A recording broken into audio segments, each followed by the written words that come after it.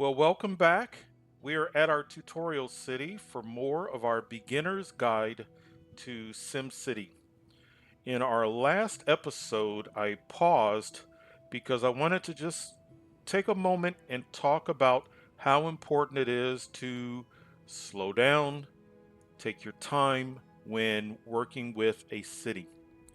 In this episode, I want to continue that pause. And what I want to do is, I want to go through some of the comments that I have gotten. The whole purpose for doing this beginner's guide is I want it to help out individuals that are doing a city. And I want it to build on, because I've already done one beginner's guide, but I want it to build upon some of the comments that I'd gotten since that. So I really think it's a great time, and I want to address the comments while we're in the process of doing this beginner's guide. So that's what I want to do. It's just some of the comments that I've been getting, some of the questions, and then that way, as we continue on with this city, then we would have already started the process of addressing some of those comments and questions. One of the things that I do hear a lot that I get asked is about my settings and what type of a computer. Do I need a high powered computer? You don't need a high powered computer, I don't believe. This game is several years old. A modern computer should be perfectly fine playing this game.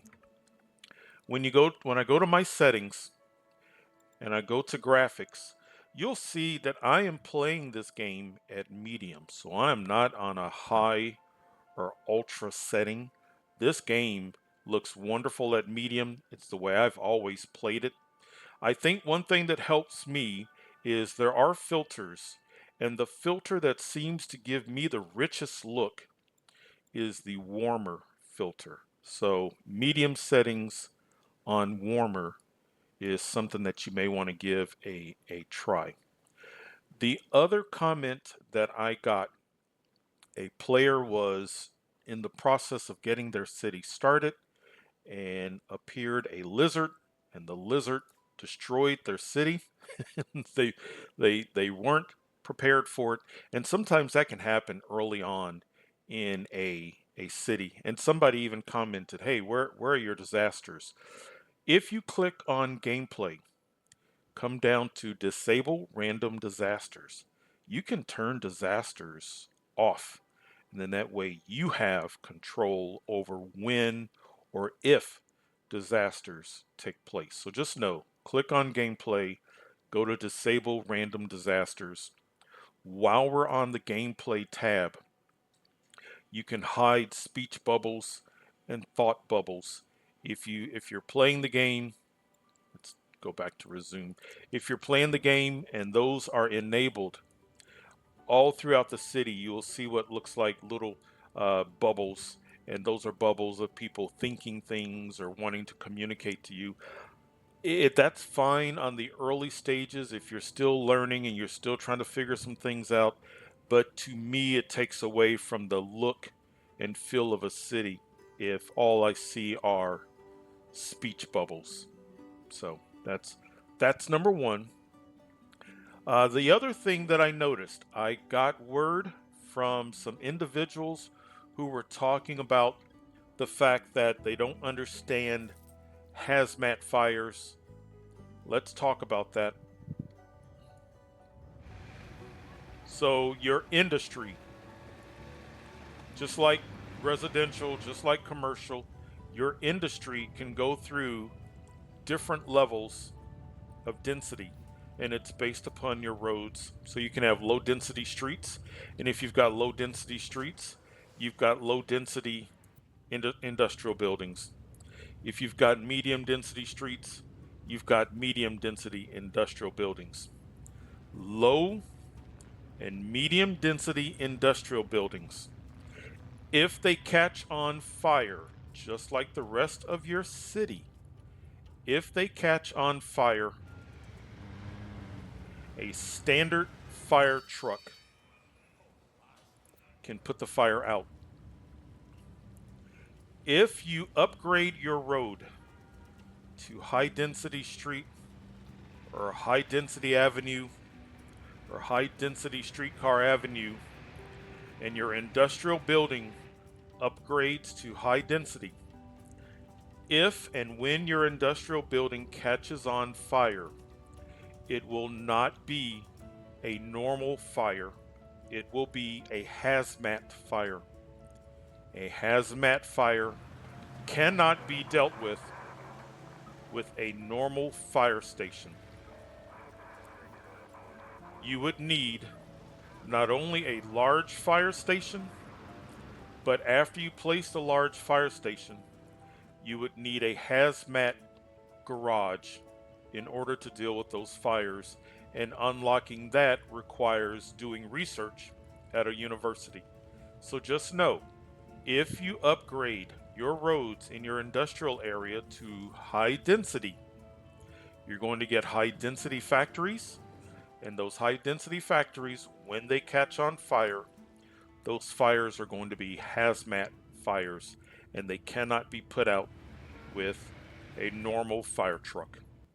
Another comment that I got was in regards to they were having a hard time with the RCI bars here: residential demand, commercial demand, industrial demand. I do not use these. I do not find that they are reliable. I do not find that they help. What I find that's reliable and helpful is actually going to the data. Do I have jobs? Are people unemployed? What's going on with my shoppers? Things of that nature. That's what I look at. The RCI, it's nice to have it there, but I do not rely on the RCI for information. Another commenter was talking about how they kept getting information about high demand. We've got high residential demand, or we've got um, high industrial demand. This, that. All of the advisors are trying to talk to this person. Keep in mind, this is really important. Your advisors are simply that. They are advisors. They do not know what your end game is. They're not the mayor. You have the vision of what you want your city to be. So just be careful, take their advice, but don't let them tell you, dictate what you should do. If one criminal enters your city, your police are going to tell you that it's a crime wave. If one house catches on fire, your your fire advisor is going to tell you, "Oh my goodness, you're in serious trouble." You're going to get advisors for health and other things.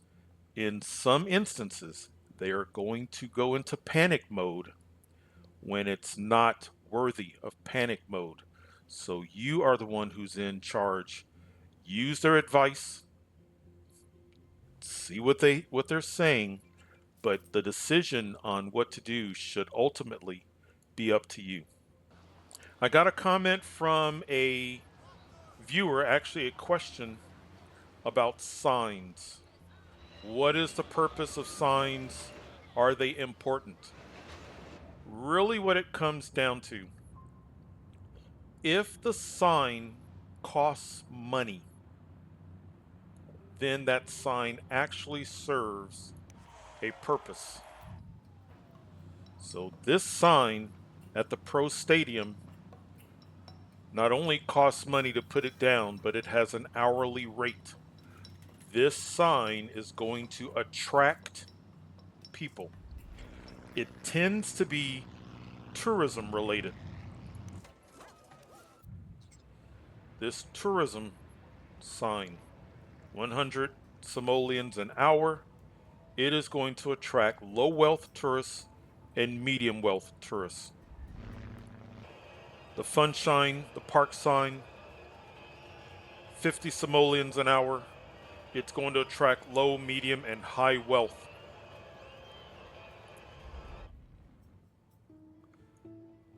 I have not seen any documentation that tells me that A sign, for example, the clinic, no cost. The police, no cost. Fire, school. I have not seen any documentation that tells me that those signs serve a purpose. If the sign does not have an hourly cost, you're fine with not putting it down. I put the sign down because I like the look of it, and I put the sign down out of habit, and I put the sign down out of that 0.1% chance that that sign serves a purpose. But I cannot find any documentation that says that. If you have a city and that city is reliant on you importing goods in order to power, say, an Omega factory or your specialization. I got a comment from a player saying just the sheer cost of importing goods was sinking his city. Here's something that you can do. You do not have to keep that going at all times. You can buy yourself a bit of a break. So if you are importing items, especially things that are expensive, like processors, you can bring in a good amount of processors or another resource, use locally, so you can kind of pause on the imports. Use local, use local, and now what you have in stock will be used, and then when it runs out, then you can start importing again. But that little bit of a break may be the difference in your city surviving and not surviving. And that bit of a break may be what is going to help you get to the point where you get to that level where you are exporting whatever it is that you're making to such a degree that now you can import without having to worry about it. But in the early stages, if you're having some challenges with imports, keep in mind you can turn off those imports from time to time just to buy you a little bit of breathing room. Got a comment from a viewer who was having some difficulties dealing with and working with the education system. There's no way that I can do education, and there's no way we can talk about tech level quickly. So I went ahead and I did a complete video solely dedicated to that. But real quick, education and tech level are not the same thing. Education is more geared towards what's taking place with your city. Tech level is dealing with what's taking place with your industry. Education is eligible students leaving home, going to school, getting an education, making it back home in that same day. And if they're able to do that, then they are bringing back education points to your city. And when I mean to the city, to residential buildings. People do not take education with them to industry. And you can see that because the industry does not show any icons for education. When you click on tech level, now you see icons. So, education is people leaving home, going to school, getting education, and bringing it back. And that benefits the city in many, many ways. Lower crime, not as much water used, not as much power used, not as many people getting sick, things of that nature.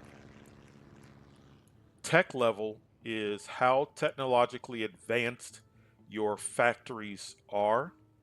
Advanced factories do not make as much pollution, and advanced factories bring in more tax income for you. Whereas people, your students going to school and coming back with education is how the education gets to a home.